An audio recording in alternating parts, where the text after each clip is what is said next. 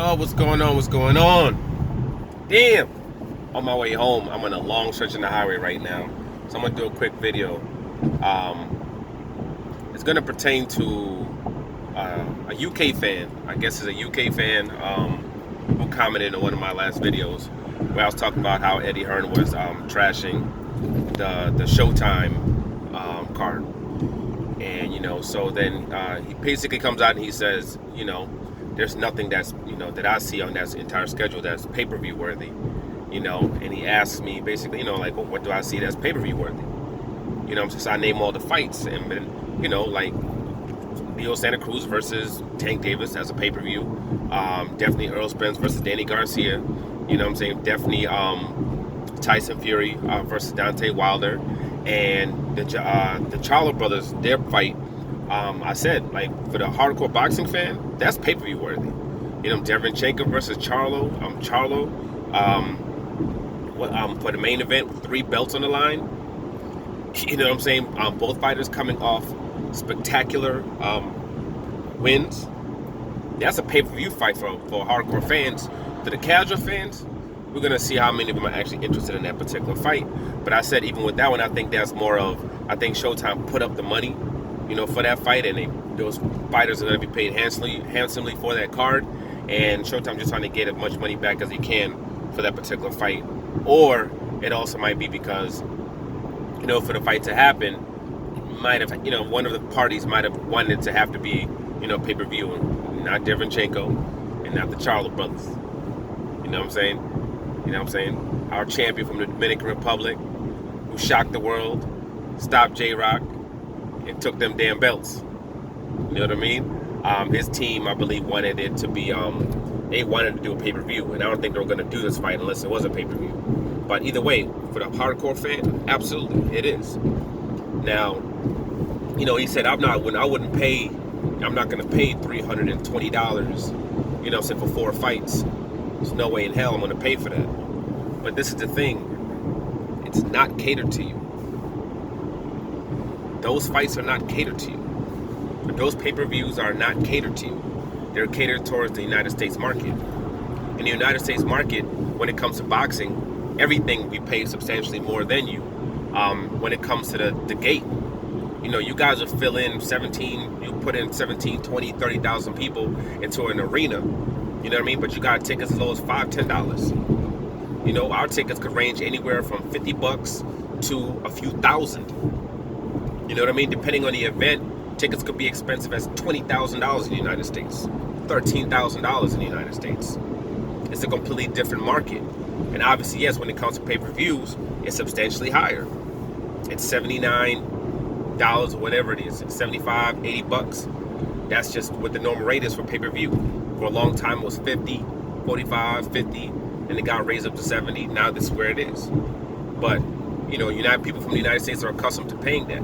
And I understand, to somebody from the UK, yes, that would be foreign, right? That would be foreign. But to the United States, that's something that's normal when it comes to paying for pay-per-view. So if they put something out there that the fans want and the fans like, they'll purchase it at those prices, because they don't see it as those prices as being crazy. And those particular fights, they might not be of any interest to you. They might not be, quote, pay-per-view worthy to you. But again, those fights are not catered towards you. Those fights are catered towards the United States market. And I told him, if you don't think Santa Cruz versus Tank is going to go do good on pay-per-view, you clearly don't know the U.S. market. You don't know it. You know what I mean? You don't know it. Which is fine. But you need to understand that. You know what I mean? The UK consistently puts out fights on pay-per-view. A lot of fights where those fighters wouldn't even be main events on regular television bouts. They have a lot of pay-per-view after pay-per-view after pay-per-view after pay-per-view where there's no way in hell it would have been pay-per-view here in the United States. I'll put up to the biggest star, Anthony Joshua, all the big fights that he's had, right? All of them have been pay-per-view. Even when he fought Klitschko, it was not pay-per-view in the United States. It was not. That was not a pay-per-view event in the United States. Even combined with the HBO telecast and the Showtime telecast, the viewership they got from both those, from that particular fight, still didn't bring in the viewerships that Deontay Wilder consistently used to get on Showtime against anybody. But it doesn't matter, because at the end of the day, those fights aren't catered for us. Dillian White versus Povetkin is not catered towards us. You know what I'm saying? It's not catered towards us. When Anthony Joshua fights wherever he fights next, that's not catered towards us. If Chirosa fights Usyk, that's not catered towards us. That's catered towards the UK market. So even though we wouldn't pay for it, there's no way in hell we would pay anything for those fights. We're not, people in the United States won't pay $20 for that fight. They won't pay $10 for those fights. They won't. We won't pay $10 for those fights. But it doesn't matter, because at the end of the day, it's catered towards the UK market, and the UK market is willing to pay for it. They're willing to pay for it. You know, when it comes to American football, in order to be able to show those games in the United States, they have to pay an absorbent amount of money, the networks. Literally, they spend billions of dollars a year to have the rights to be able to show those games. When it comes to the Super Bowl, people pay an absorbent amount of money for seconds in order to put commercials in. Seconds, 15, 20 seconds, 30 seconds. You know, where you would never be able to charge that in the UK for those events. No way in hell. But it doesn't matter, because it's not catered towards them. It's catered towards us, towards those in the United States. You know, when it comes to the Premier League, I'm sure they pay a substantial amount of money over there in order to watch that. I'm sure those tickets are ridiculous over there. You can't charge those type of prices over here. You can't. But it doesn't matter, because it's not catered towards us. It's catered towards you guys. You know what I mean? So people just need to understand that. I understand, you know, Eddie Hearn likes to come up with his talking points and things of that nature, but it's the same guy that said, you know, Earl Spence versus Mikey Garcia wasn't going to do any views. It's the same guy that said Earl Spence versus Sean Porter wasn't going to do any. Sean Porter outdid Garcia. It's the same guy that said Tyson Fury versus Wilder 1 wasn't going to do any numbers. It's the same guy that said Wilder versus Ortiz wasn't going to do any numbers. And they did. They did excellent numbers. And I, in a sense, was like, well, they only did 350, 400,000 pay-per-views at $80 a pop. That's 4 times what you guys 3 to 4 times what you guys charge for pay-per-views. So those are flops. Then basically you have to say anything that's, anything that's only a million pay-per-views in the UK, you have to consider it a flop then.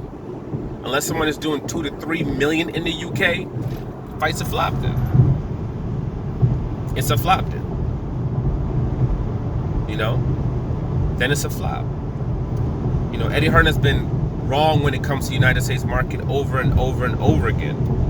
This is the same person who said he was going to take over all of boxing in the United States. This is a guy who's had struggles when it's come to even promoting events in the United States. Less than a handful of events that has done over 5,000 people in the arena. You know, with substantially low gate prices. Super low gate prices. Even his biggest event when Anthony Joshua came to the United States, most of those tickets were bought by people from the UK. Even that entire event was catered towards the UK market.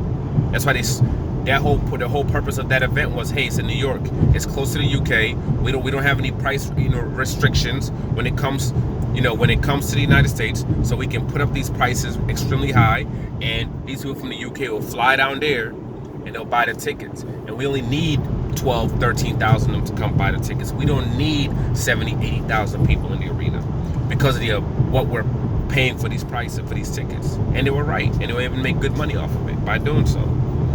Pretty much everybody in there was from the UK. So people just need to, you just need to understand that you might not like those fights. You might not care for those fights. You might not be willing to pay those particular prices for those pay-per-views, but it's not catered towards you. It's not catered to any of the UK fans at all.